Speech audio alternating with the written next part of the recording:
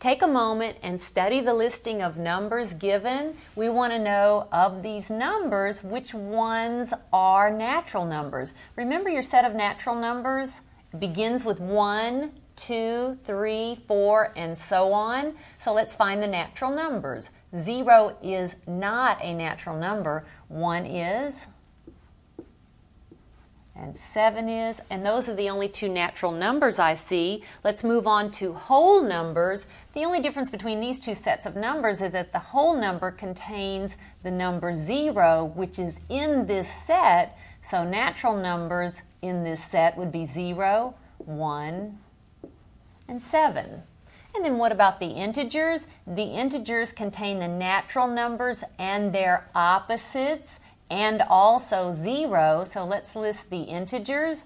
-5, -1, 0. That's not an integer. 1 is an integer. 7 is an integer. That's not an integer, and that's not an integer. There are my integers.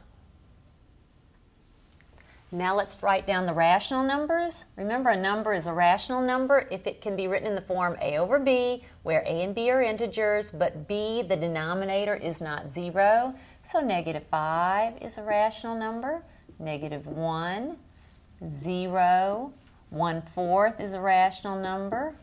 1, 7, 11, and 6/10 is a rational number. Now, square root of 7 is not a rational number, and neither is 3 pi. Those are irrational numbers. The square root of 7 cannot be written in the form a over b, where a and b are integers and b is not 0. Neither can 3 pi. By the way, a number is either rational or it's irrational.